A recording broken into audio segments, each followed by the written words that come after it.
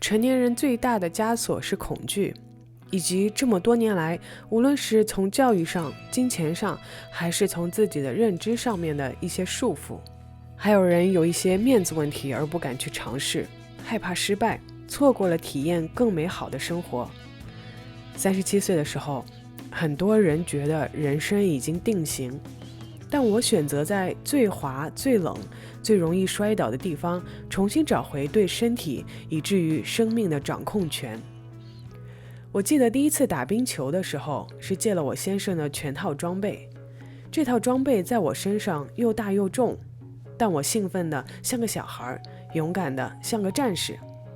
我第一次打冰球是在完全没有任何滑冰的基础上，直接站在冰场上，面对着静止不动的球门，穿着沉重的防护服，拿着一根根本不顺手、不知道怎么拿的球杆。当我触碰到 puck 冰球的那一瞬间，发觉它像铅一样重，像铁一样滑。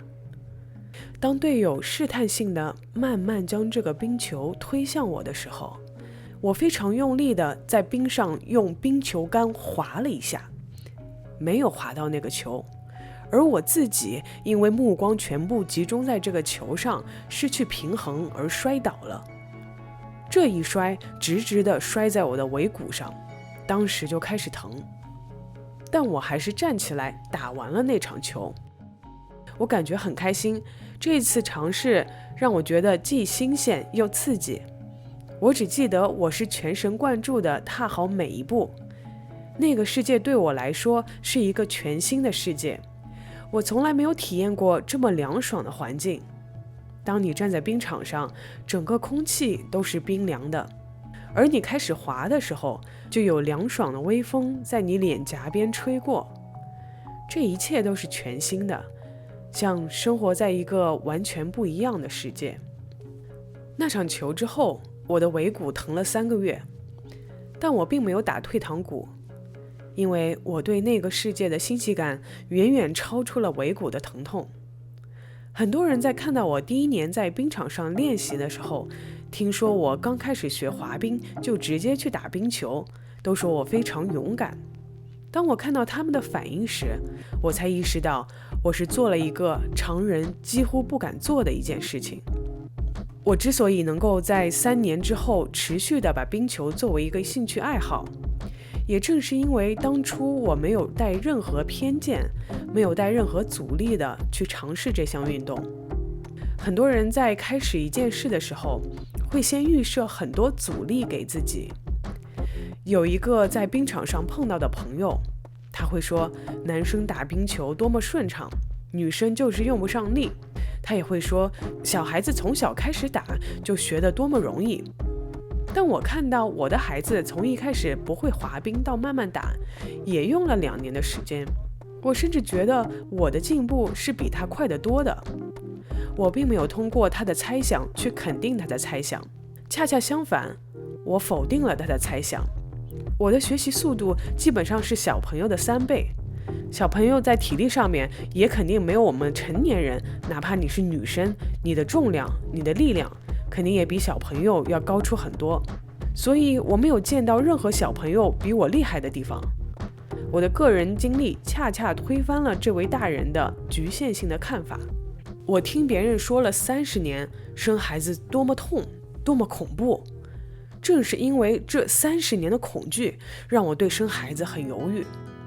但真正决定之后，我反而更想去挑战一下，生孩子到底有多疼？到底是怎么样个疼法？到底是一个什么滋味？所以我当时选择了尽量不打无痛，也就是自然生产。当我的子宫开始发动的时候，我感觉我的整个身体被上帝包围着。当然了，现在我仍是一个无神论者，但当时我的感觉就是好像有一双无形的手在推着我的子宫收缩。当时我称它为上帝之手。这样的推缩既温柔又有力，让我感觉我的整个身体充满了力量。是的，我准备好了。等到我开到9.5指的时候，我要求打无痛，因为我知道我已经生不出来了。当时的表现就是全身在发抖，没有办法控制自己的任何一块肌肉，也就意味着没有办法控制自己什么时候用力，什么时候生。在那一刻，我放弃了，我要求打无痛。但那个时候，其实我已经知道了，生孩子的疼是可以忍受的，但是对身体失去掌控这件事情，我是无法控制的。所以我当时在最后的冲刺阶段，果断地选择了打无痛去休息一下。直到现在，我觉得我的选择也是理性的。这之后，我就克服了一些外界人对人的一些无意识、无形中的操控或者说洗脑，除非我自己尝试过、体验过，不然人对一些未知、自己没有验证的知识或者一套逻辑是很容易被洗脑的。当然，我不是要大家亲力亲为的去验证所有的科学知识，但我最想告诉大家一个基本的理论：当一套想法或逻辑限制了你的发展，带给你负面的恐惧，让你萎缩在一个信息的茧房里，不敢出去，那这套逻辑就是阻止你发展进步的，让你产生恐惧，以至于你不去行动，害怕行动。这些东西肯定是要破除的。比如说，打冰球一定要从小打吗？或者说，打冰球就是男生的运动？当然了，从经济效益来讲，男队的工资肯定比女队要高，那是因为大家更愿意看男性打冰球，男性打的表演形式、力量、速度肯定比女性要高，所以观赏性产生的经济效益是有极大差异的。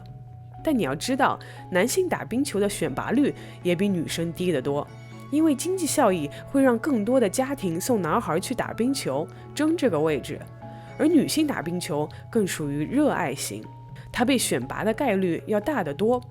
所以很多事情都是相辅相成的，你不能只看到最高峰的那个点，我们更应该用一个网状的思维，无论是纵向的历史发展，还是横向的与其他运动不同性别的比较，然后去思考前因后果。一旦你的认知当中有网状的多维度参考量，那你玩一项运动能给你带来的收益或人生的趣味度、可能性就远不止那个运动了，它可以流动到网状的其他点上。这就要说回到我们为什么选择让孩子去练习冰球。冰球本质上是在挑战重力，孩子必须在仅有几毫米宽的冰刃上平衡，这会强烈刺激大脑中的小脑。研究显示，早期的平衡训练能显著提升空间认知能力。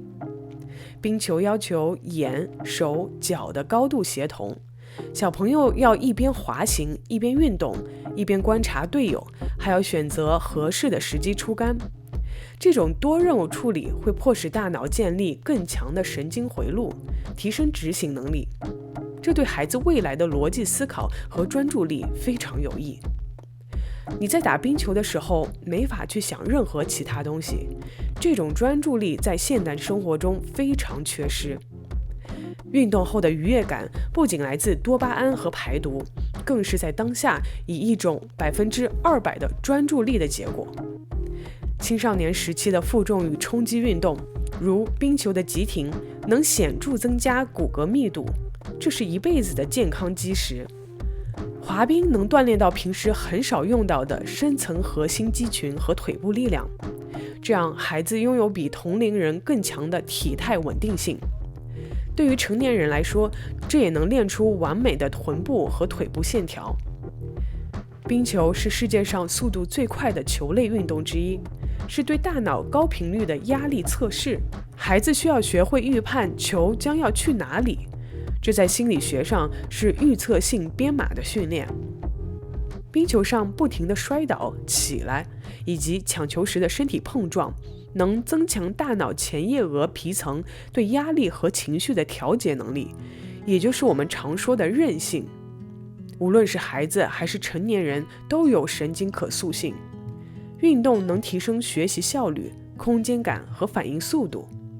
当你适应了高效率、高速率的练习后，再去处理其他事物，会感觉像看慢镜头一样，更容易做出预判。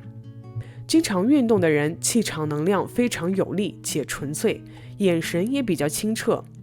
因为能量在不断流动与置换，身体毒素少，给人的能量感就比较纯洁有力。而且冰球相对于其他运动来说，真的是最全面的一些训练，不光是团队协作、领导能力，还有就是身体上各个方面的协作与提升。如果你的家庭在寒冷的北方，那我真心建议让孩子去尝试一下冰球。今天聊了这么多，下一次我们可以再继续谈谈冰球。冰球当中的很多个点，对我在商业上、人生上都有非常大的启发。我们下期再见。